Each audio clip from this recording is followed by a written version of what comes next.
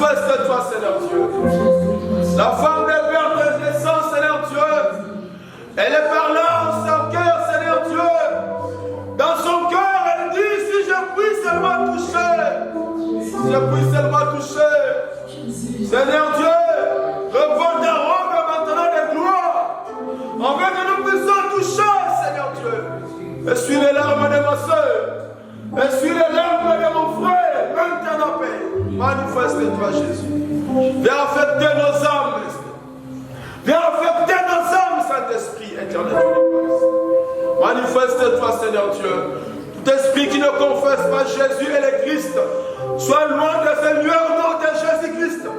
Toute menace diabolique, Seigneur Dieu, contre notre entendement, Seigneur, je les brise au nom de Jésus-Christ éternel Dieu. Manifeste ta puissance, Saint-Esprit. Le Dieu de toute puissance règne maintenant. Le Dieu de toute force, manifeste-toi. Le Dieu de toute puissance agit maintenant, Seigneur.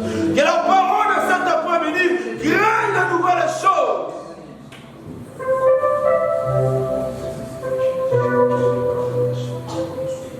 Montre-toi, Seigneur Dieu. Nous voulons voir Jésus. Nous voulons pas voir un homme cet après-midi.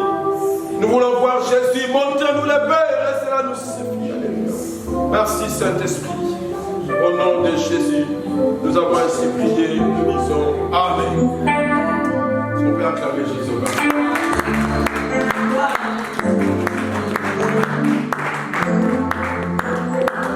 Merci de pouvoir nous asseoir. Que le Seigneur Dieu te bénisse. Que Dieu soit loué pour l'amour qu'il témoigne pour nos vies, pour la grâce d'être en train de répandre sur la vie de chacun, chacune de nous. Amen. Amen. Nous allons démarrer dans notre enseignement. Si tu peux déjà préparer ta Bible, ton cahier, ce serait une bonne chose. Amen. On va prendre toujours notre texte de base dans les livres de Ruth. Dans le livre de Ruth, chapitre 1er, on va prendre le verset 13 et suivant.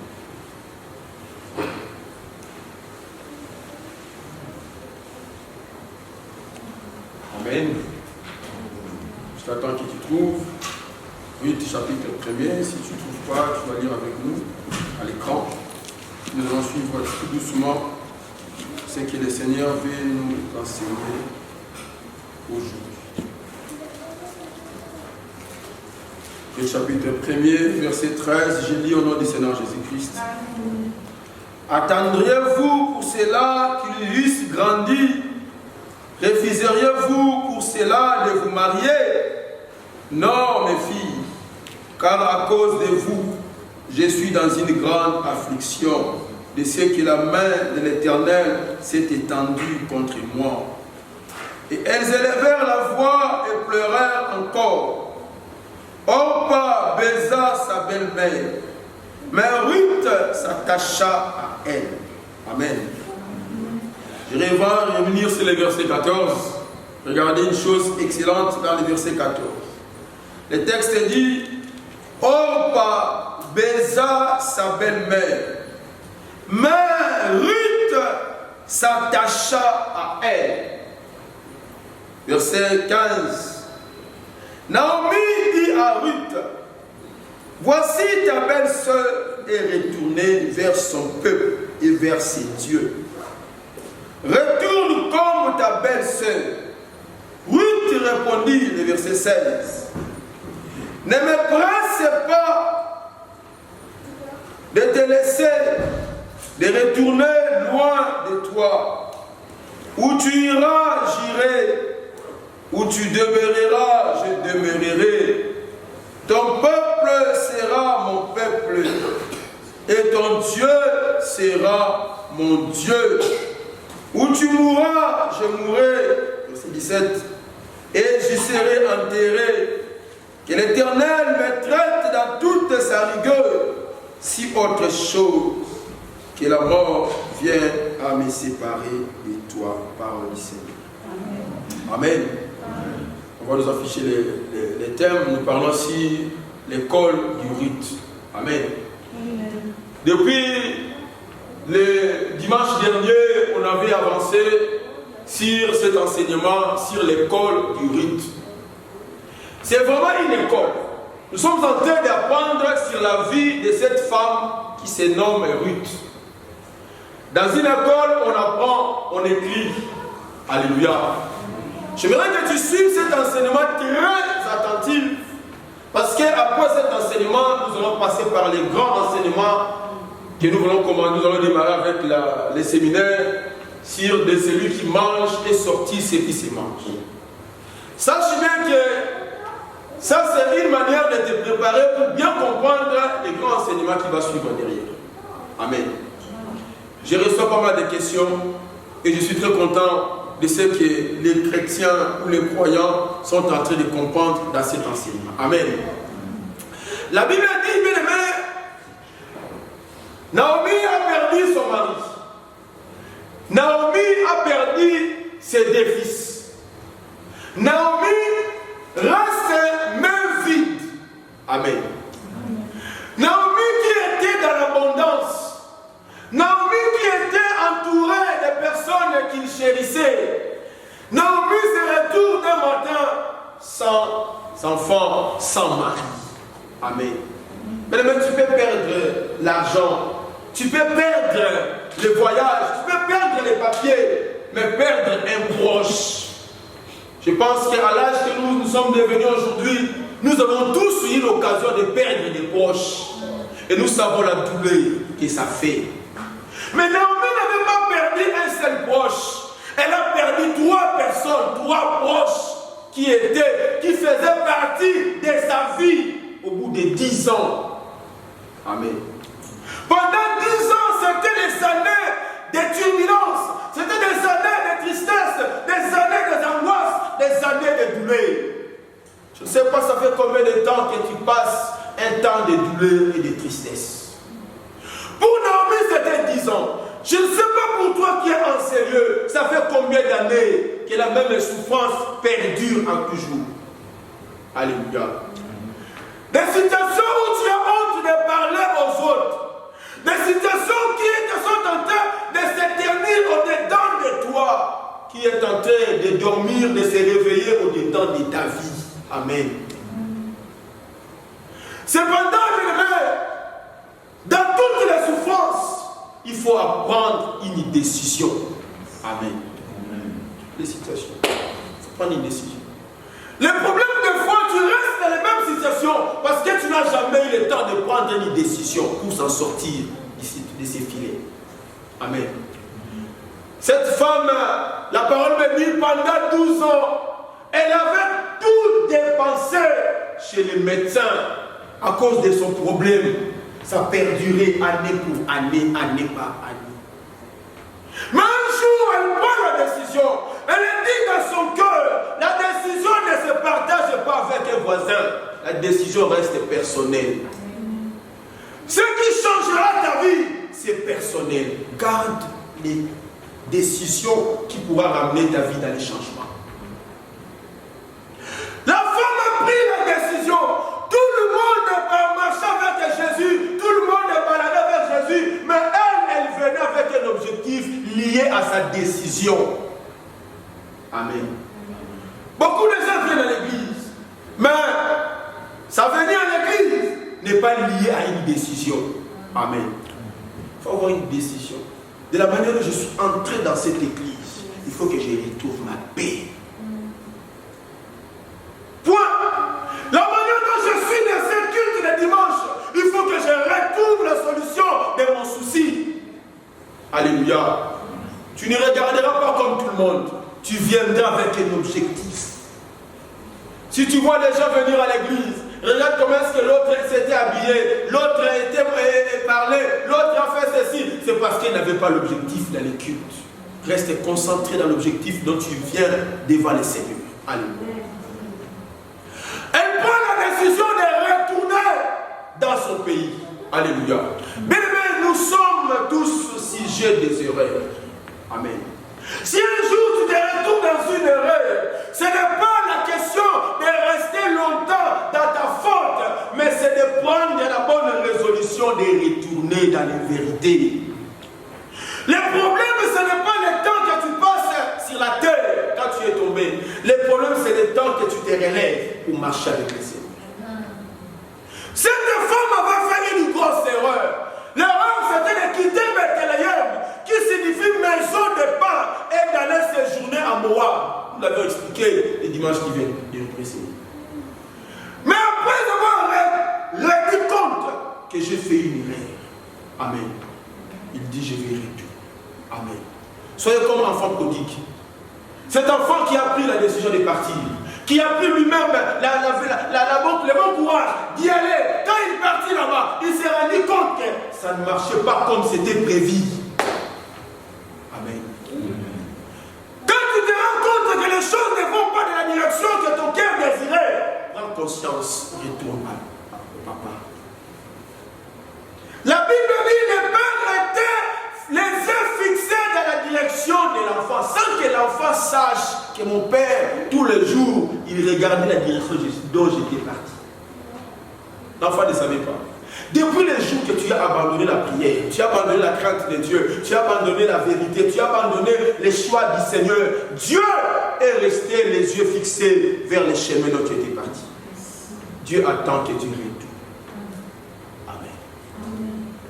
La parole me dit, le jour où le père a vu son enfant retourner, la Bible dit de loin, le père lui dit à ses serviteurs, tuez les beaux grands, préparez la robe, sans que les fils ils sachent qu'on préparait déjà une robe pour lui. Amen.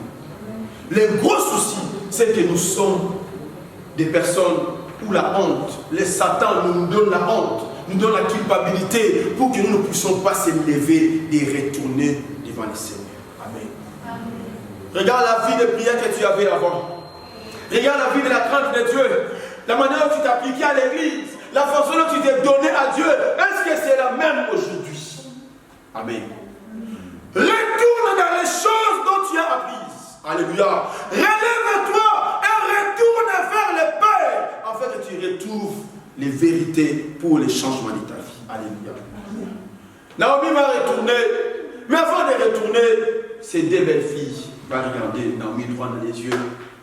Ils vont dire à Naomi, nous allons partir avec toi. Amen.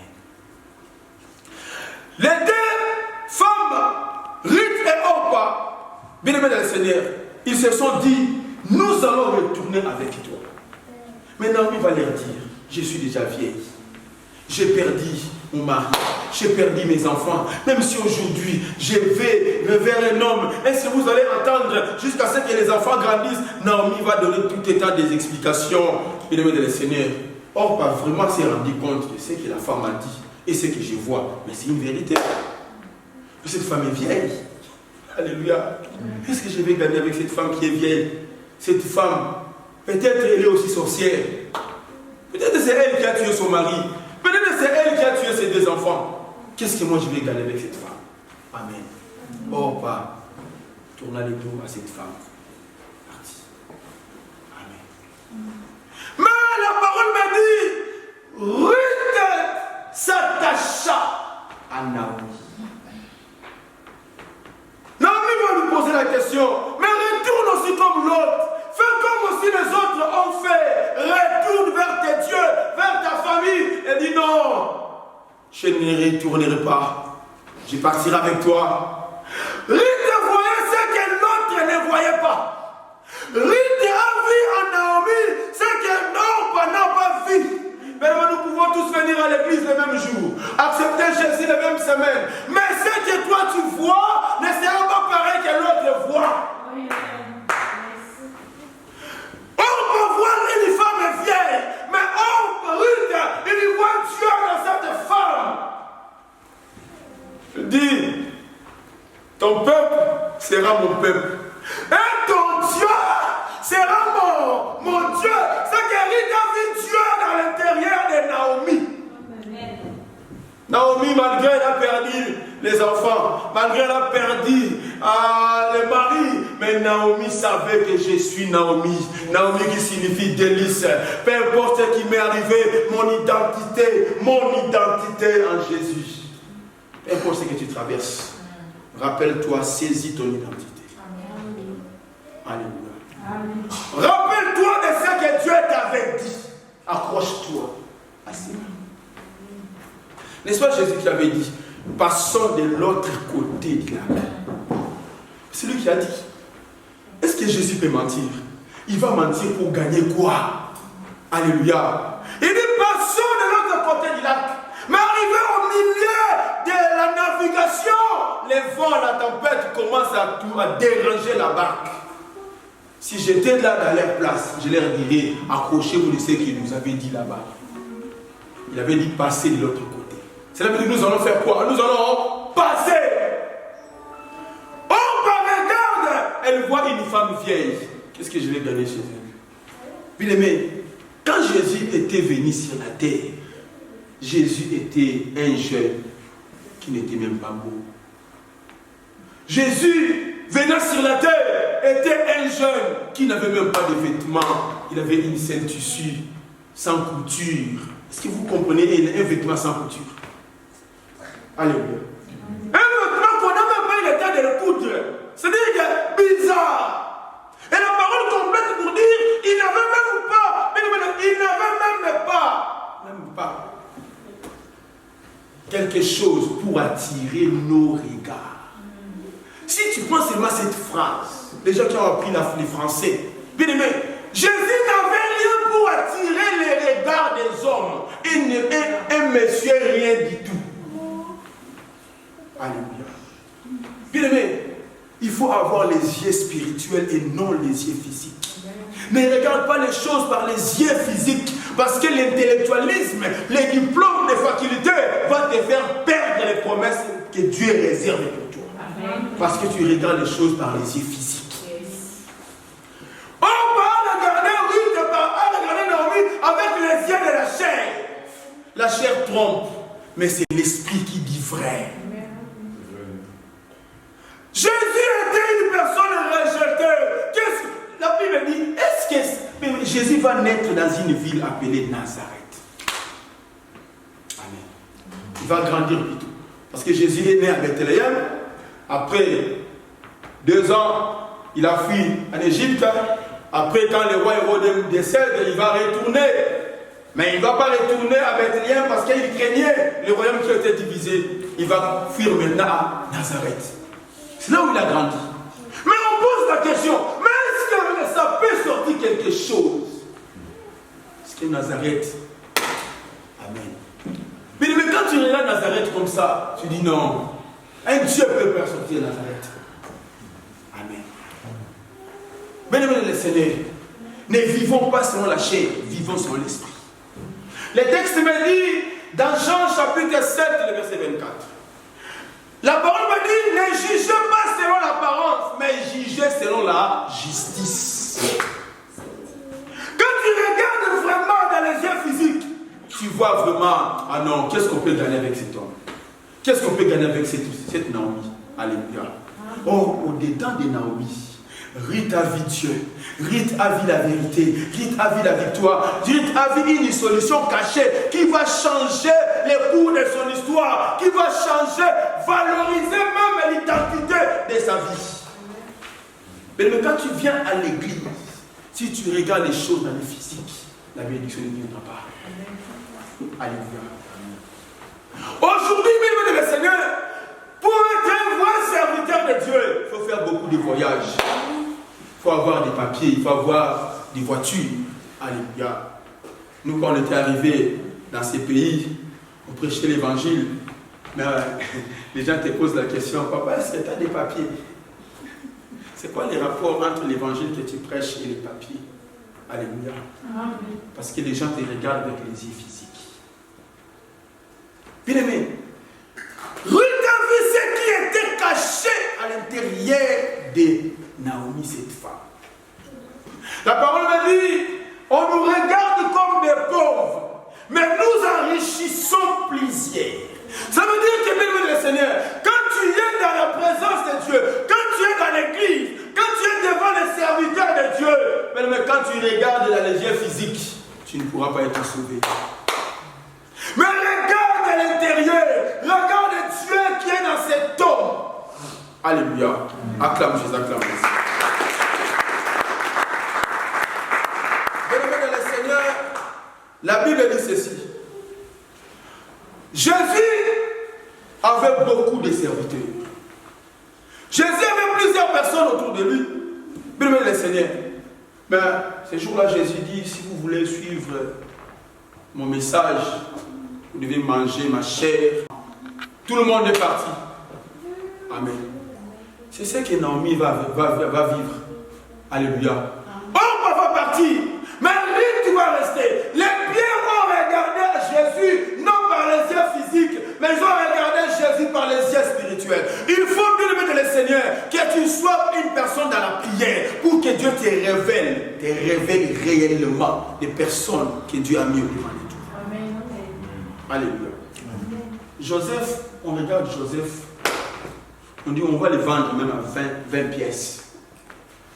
Joseph a été vendu à 20 pièces. Jésus a été vendu à 30 pièces. Amen. Donc, on regarde sa valeur, on dit mais ça, qu'est-ce qu'on peut faire avec lui? Prenez-le même avec 20 pièces. Les Ismaélites vont prendre Joseph avec 20 pièces. Mais lorsque Joseph arrive de l'autre côté, la femme de Potiphar regarde. Il dit je n'ai jamais vu un homme beau comme celui-là. Mais même lorsque tu es quelque part, on ne reconnaisse pas la valeur que tu as. Sache-le bien, on va te reconnaître quelque part. Amen. Yes. Ne te dérange pas. Ne te sous-estime pas. Défends ta identité. Reconnais ce que tu es en Christ.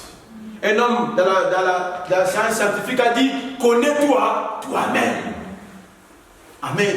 Je me bats pour cette vérité au temps d'aujourd'hui.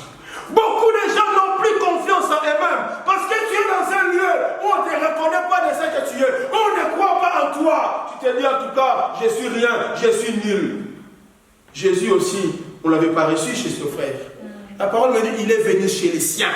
Et les siens ne l'ont pas reçu. Alléluia. Il faut savoir, bien aimé, Joseph, ses siens ne l'ont pas reçu. Quand les gens t'abandonnent, accepte, c'est le chemin pour ta gloire. Des hommes marchaient sur les chemins d'Emmaüs. Ils parlaient, ils discutaient sur ce qui s'était passé, sur l'actualité de la vie. Ils parlaient. Après, il y a un homme qui vient faire route avec eux. Il dit, mais es-tu le seul qui séjourne à Metz? N'as-tu pas entendu ce qui s'est passé, ce qui vient de se passer, se produire dans la vie? Il dit, mais qu'est-ce qui s'est passé? Mais non, il y avait un homme qui était un prophète. Il était puissant en parole et en œuvre. Cet homme-là, les gens, nos magistrats, l'ont pris, l'ont tué. Quand cet homme ouvra sa bouche, Luc chapitre 24, les versets 44. Alléluia. Il dit ceci, il dit, ô homme sans intelligence, dont le cœur est lent à croire tout ce que disent les prophètes.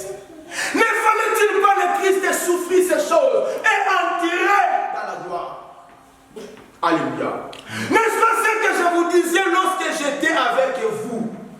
Il fallait que s'accomplisse ce qui a été écrit dans la loi, dans les psaumes et dans les prophètes. Ce que Jésus a dit ceci, ne fallait-il pas le Christ souffrir ces choses et entrer dans la gloire? Lorsqu'on t'abandonne, lorsque tu es rejeté, tu perds les pédales. Alléluia. Jésus a été rejeté. Alléluia. Beaucoup de gens que Dieu a élevés, Dieu les a ramassés quelque part. Ça veut dire Dieu les ramasse où? Dieu ramasse les gens où? Hein? Quelqu'un lit l'histoire de Anne. Papa Georges, Dieu ramasse dans les poubelles. Amen. Dieu ramasse dans les poubelles. Dieu ne ramasse pas dans les endroits propres comme ça. Dieu ramasse dans les poubelles. Oh, pour arriver dans les poubelles, il faut qu'on fasse quoi? Il faut qu'on te rejette. Il faut qu'on te jette. Amen. La parole me dit, alléluia, de la poussière. C'est là qu'il retire l'indigent. Accepte qu'on te rejette. Accepte qu'on puisse te refuser pour que Jésus vienne là te prendre. Ah, pour confondre les sages. Il a choisi les choses viles. Il a choisi les choses faibles pour confondre les forts. Alléluia. Humilié, abandonné, homme de douleur, habitué à la souffrance. Ce que tu vois à travers ça, c'est vivre, c'est prouver, c'est démontrer dans ta vie, bien aimé de le Seigneur, c'est les chemins pour lesquels tu seras glorifié. Alléluia. Les gens cherchent des gloires. Les gens cherchent des succès, mais ils ne veulent pas que Jésus vienne les ramasser. J'ai pris ce matin, j'ai pris cet après-midi, que Jésus te localise là où tu as été rejeté, pour qu'il te prenne, pour qu'il te relève. Je cherche les personnes abandonnées, je cherche les personnes délaissées. Alléluia. Jésus a été abandonné, il a fait ça dans sa prière. Il dit, Père, pourquoi m'as-tu abandonné? Oui, il faut que tu sois abandonné pour que Jésus, Dieu, te relève.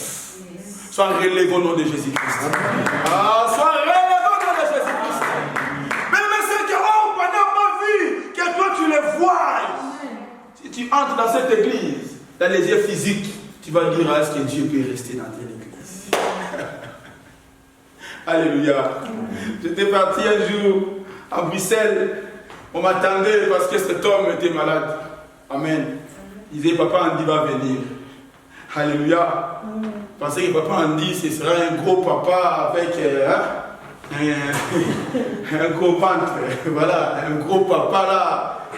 Il voit un jeune entrer. Mais quel est ce jeune? Est-ce qu'il peut faire quelque chose? Amen. Bien aimé, aujourd'hui nous souffrons de cette vérité. Les gens nous valorisent par rapport à notre apparence, par rapport à notre physique. Amen. Ils étaient surpris. J'ai dit à cet homme, tu auras les pieds pour marcher. Allez. Bien aimé, il faut que Dieu t'ouvre les yeux. Aujourd'hui, Satan nous fait voir par les yeux physiques pour que nous soyons loin de notre bénédiction. Or, la bénédiction dépend de la personne que Dieu a choisie. Plusieurs fois, Dieu envoie des personnes au devant de nous pour que nous soyons délivrés au travers d'eux. Mais notre manière de voir, notre manière de concevoir les choses, notre mentalité peut nous faire rater les promesses de Dieu. Ce matin, je lisais un homme de Dieu en train de parler. Il disait, sortir de l'Égypte, c'est bien. Mais si tu ne sors pas de la mentalité de l'Égypte, tu vas taper 40 ans dans le désert. Waouh! J'ai dit, waouh! Oui, il a raison. Sortir des Congo, c'est bien. Mais si tu restes avec la mentalité des Congolais, tu ne resteras pas en France. J'ai pas tort, hein? J'ai pas tort. Oh, je suis en France. Beaucoup de gens sont en France. Mais ils ont la mentalité de l'Afrique. Il est là 20 ans, 30 ans. Mais il est toujours africain. Alors là, tu n'acclames pas.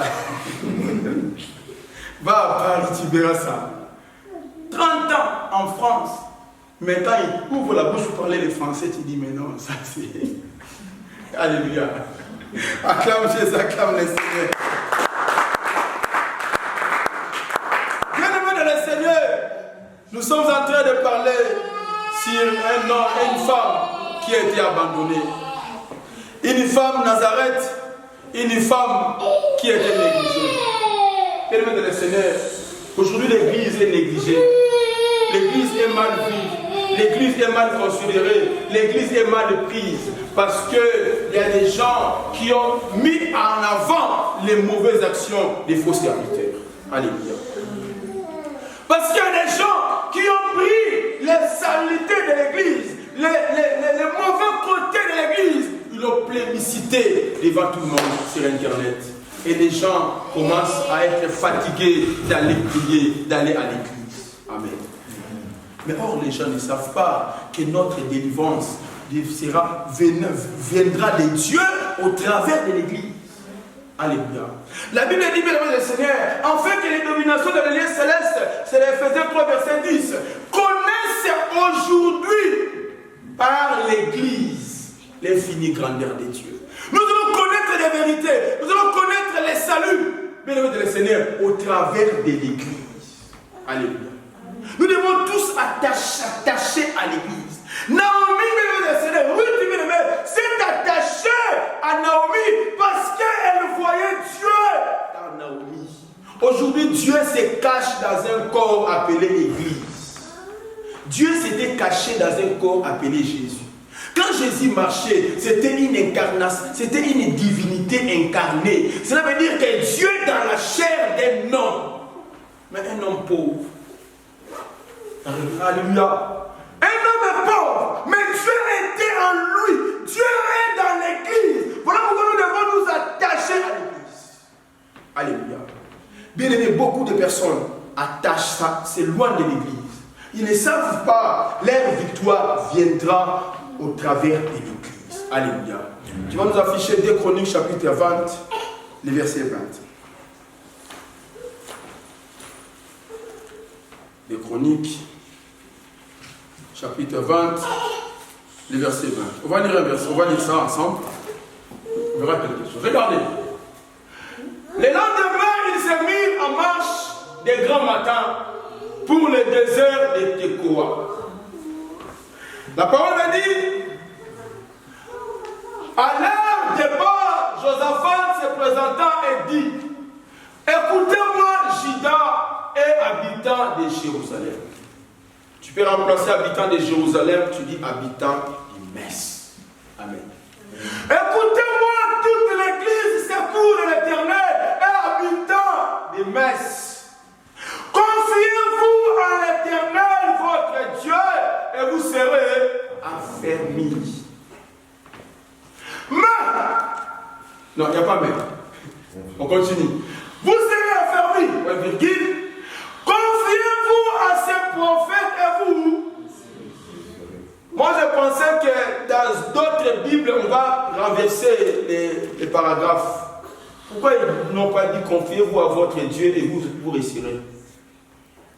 Amen. Alléluia. On peut faire une analyse approfondie ensemble dans ces textes. Confiez-vous à l'Éternel, vous réussirez. Non, il ne dit pas ça. Il dit confiez-vous à l'Éternel, vous serez affermis.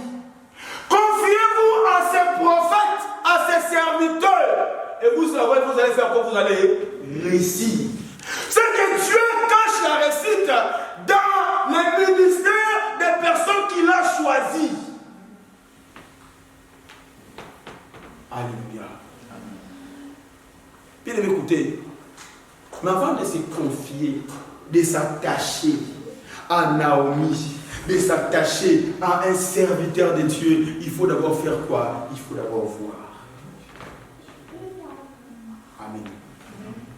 Il y a une femme qui a commencé à accoucher.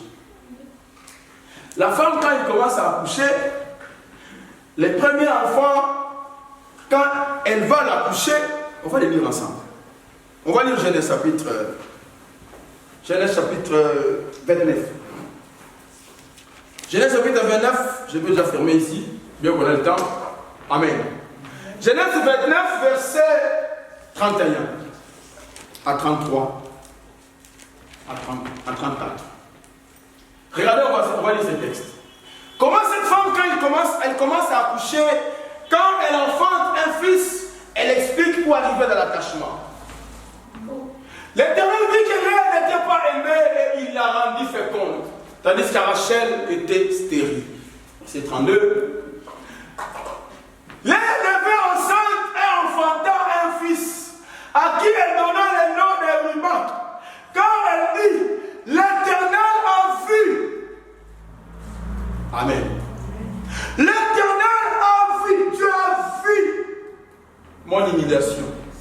Et maintenant mon mari m'aimera.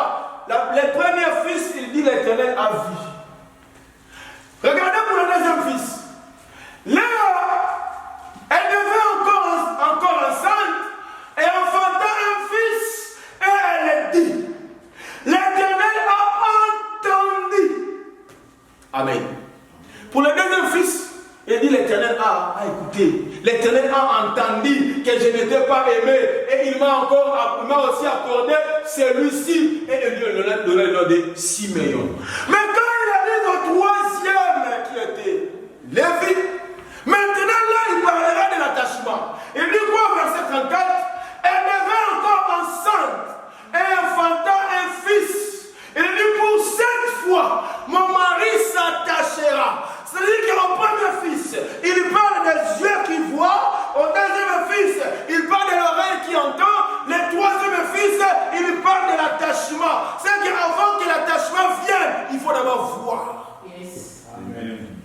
Dieu a dit à Moïse, j'ai vu la souffrance de mon peuple. J'ai entendu les cris qu'elle a fait pousser les oppressions et je suis descendu. C'est que Dieu vient s'attacher à Israël après avoir vu, après avoir entendu. Et aujourd'hui, pour s'attacher à une église, il faut d'abord voir, il faut d'abord entendre. Yes. Pour s'attacher à un serviteur de Dieu, il faut d'abord voir, il faut d'abord entendre. Alléluia. Quand Abraham sort de la bataille, de la victoire, dans Genèse chapitre 14, la Bible dit, le main de Seigneur, il va rencontrer un homme au-devant de lui. Cet homme s'appelait Melchisedec. Amen. Mais David et Abraham, avant de donner la dîme, Abraham a regardé ce qu'il y avait dans les mains de Melchisedec. Il vit, il avait les pains, il vit, il avait les vins. Alléluia. Les pains expliquent la parole, les vins expliquent les œuvres qui accompagnent la parole. Un serviteur de Dieu, on s'attache à lui quand on voit la parole et on voit les œuvres de la parole qui l'accompagnent. On ne reconnaît pas un vrai serviteur de Dieu parce qu'il prêche bien. Amen. Mais on reconnaît un vrai serviteur de Dieu quand il prêche bien et il fait ce qu'il prêche. Alléluia. Bien écoutez, Dieu a dit ceci. Vous le reconnaîtrez par les reins. Alléluia. Ne regarde pas l'apparence. Vous les reconnaîtrez par leurs fruits. Regarde avec les yeux spirituels. Entends avec, écoute avec l'oreille spirituelle. Bien-aimé de le Seigneur, et attache-toi. Alléluia. Amen. J'aimerais que nous puissions tous t'attacher à Dieu. Alléluia. Ruth, lorsque même le Seigneur, elle a vu Naomi avec les yeux spirituels. Elle a entendu ce que Naomi disait. Ah, elle dit non, je m'attacherai à celle-ci. Alléluia. Acclame Jésus, acclame Jésus. Ruth va abandonner ses dieux. Ruth va abandonner son peuple. Ruth va abandonner sa mère. Ruth va abandonner ses frères. Alléluia. Tu as déjà vu à l'église. Amen. Tel que nous sommes là, nous avons tous eu l'occasion de voir Dieu dans nos vies. Nous avons tous eu le temps d'entendre Dieu dans nos vies. Et la finalité, nous sommes tous attachés à Dieu. Mais pour s'attacher bien à Dieu, bien aimé, tu dois abandonner. Alléluia. Beaucoup de gens veulent s'attacher, aller vers le Seigneur, mais ils n'ont jamais quitté leur position du départ. Ruth avait quitté sa famille. Alléluia. On va revoir les textes, bien aimés. Allez dans Ruth chapitre 1er. On va regarder toujours le verset 13. On va voir quelque chose de spécial.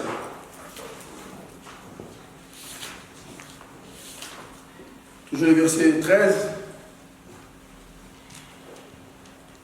Voilà, c'est le verset 15. Voilà, c'est le verset 15.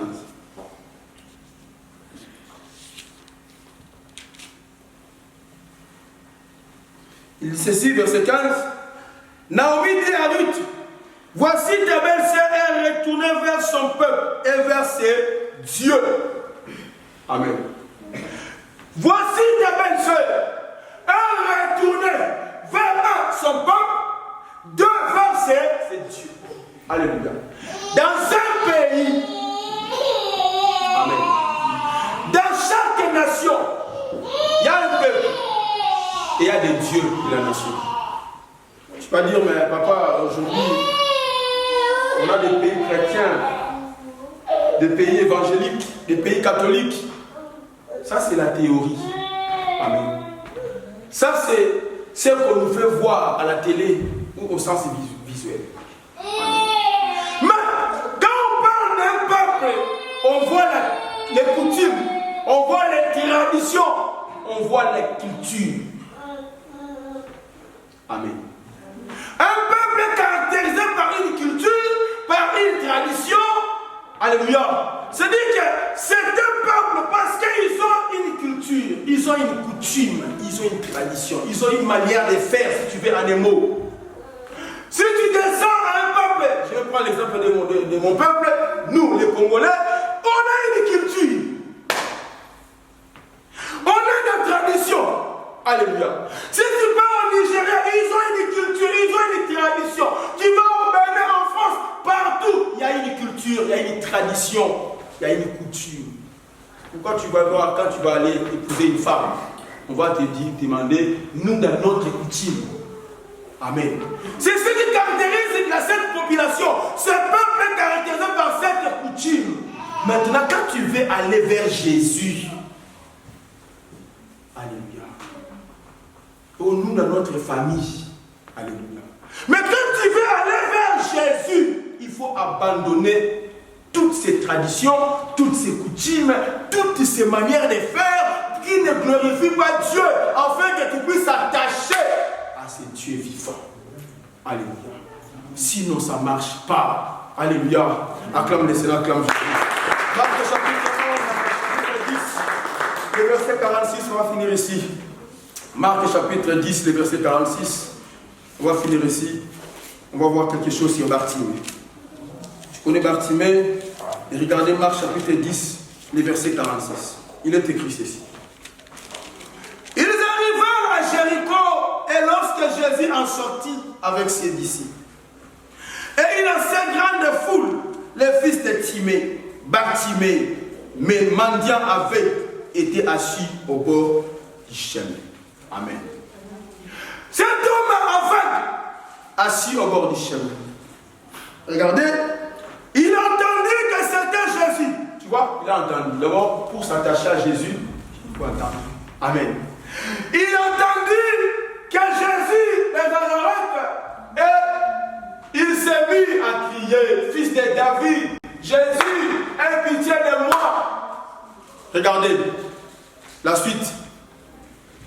Plusieurs le reprenaient pour le faire taire, mais il criait beaucoup plus fort, fils de David, aie pitié de moi. Verset 49, le texte dit, Jésus s'arrêta et dit, appelez-les. Ils appelèrent l'aveugle en lui disant, prends courage, lève-toi, il t'appelle. Le verset 50, l'aveugle jeta son manteau et s'élevant d'un bond vint vers Jésus. Jésus prenant la parole lui dit, que veux-tu que je te fasse? Rabouni, lui répondit l'aveugle, que je recouvre la vue. Et Jésus lui dit, va, ta foi t'a sauvé.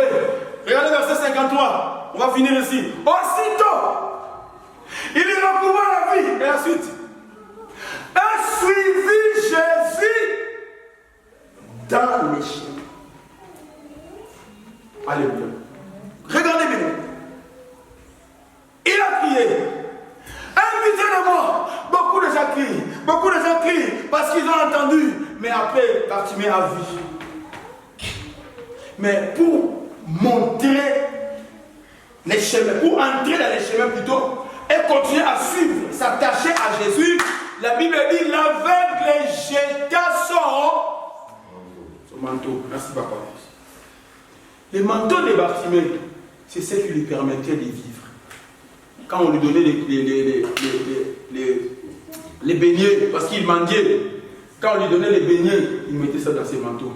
Quand on lui donnait des pièces, il mettait ça dans ses manteaux. C'était ces manteaux qui lui servaient comme les turbans. C'était ces manteaux qui lui servaient même dans les foires. C'était ces manteaux-là qui caractérisaient l'identité de cet homme Bartimée.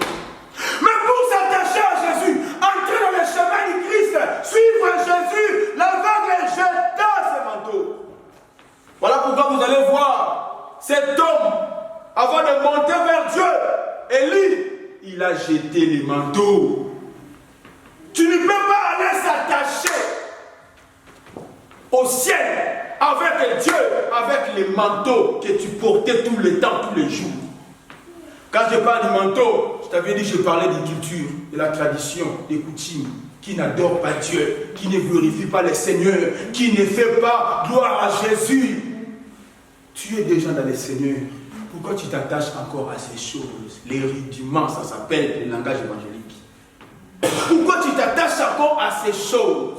Bien-aimé de le Seigneur, je vais dire à un frère, je dis mon frère, quand on vient en Jésus, on abandonne le manteau de la sorcellerie et on attache à Dieu, on se met dans les chemins du Seigneur. Amen.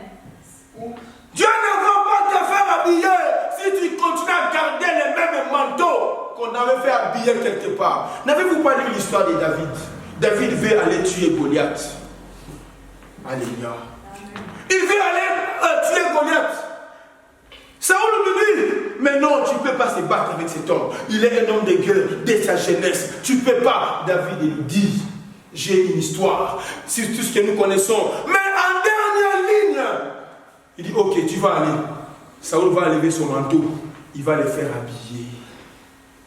Si c'est aujourd'hui, Macron prend sa veste. Il te fait habiller. Mais c'est une veste de Macron. Alléluia. Bien aimé. David a voulu marcher. Tu peux trouver les versets si tu as le temps. Et Genèse 1 Samuel 17, tellement il y a beaucoup de versets qui arrivent. 1 Samuel 17. Regardez, David a essayé. Là, tu commences à trouver un verset de 34, tu descends à 44. Et regardez, David, la Bible dit, il a essayé de marcher. La parole me dit, j'aime les verbes conjugués. Ça, David dit, je ne suis pas accoutumé. Alléluia. Amen. Il dit, je ne suis pas accoutumé. Et le texte dit, mais David s'en débarrassa. Amen. Tu es en France, tu viens en France, tu croises des camarades, tu croises des amis, ils commencent à te faire porter les manteaux de commérage. Tu connais le commérage de frère Joseph? Qui chiche. Ça non? Amen. Ça c'est les manteaux qu'on t'a fait habiller. Mais toi qui es enfant de Dieu, toi qui connais le Seigneur, quand tu essaies de marcher, tu dis non, je ne suis pas accoutumé de ça. Tu te débarrasses. Amen. Tu viens à l'église, tu croises des camarades, des amis qui veulent te faire entrer dans un chemin de mensonge, dans un chemin de souffrance, dans un mauvais chemin. Tu portes ces manteaux, tu dis non, je ne suis pas accoutumé. Ce que tu n'as pas fait depuis que tu es né, ce que tu n'as pas fait depuis que tu as grandi, aujourd'hui, on commence à te faire revêtir ces manteaux. Il faut s'en débarrasser et porter le manteau de Jésus. La parole me dit les jours où cet homme avait reçu le manteau d'Élisée. Le texte dit, il a pris son manteau qu'il portait tous les jours, il va le déchirer. Amen. Bien-aimé, quel est le manteau que tu portes aujourd'hui? Quel manteau portes-tu aujourd'hui? C'est le manteau des mensonges. C'est le manteau de l'impudicité. C'est quel manteau portes-tu? Alléluia. Quel manteau portes-tu? Tu ne peux pas continuer à s'attacher à Dieu si tu ne marcheras pas. L'aveugle jeta son manteau. David s'en débarrassa du manteau de Saoul parce que Saoul, c'était un roi rejeté. Alléluia. Porte le manteau de l'église, l'enseignement de l'église, l'enseignement des hommes de Dieu. Porte le manteau qui va te permettre de monter, de diviser la mer, de diviser les Jourdains, afin que tu puisses aller de l'avant. Alléluia. Que le Seigneur bénisse sa parole.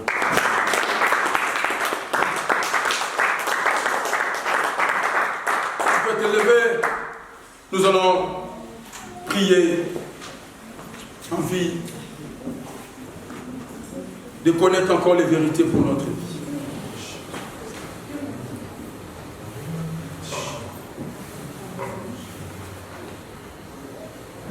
Bien-aimés dans le Seigneur, nous allons parler à Dieu maintenant. Pendant que nous voulons chanter avec les musiciens, regarde quel manteau portes-tu. Ça peut être bien-aimé, ça peut être le monde. Quel manteau portes-tu? Quel manteau portes-tu? Quel manteau portes-tu? Dans ton âme, dans ta conscience, quel manteau tu veux te débarrasser aujourd'hui? C'est lourd, c'est charge. Tu es chargé par ces manteaux. Ce manteau t'empêchera de courir dans cette marche avec Jésus.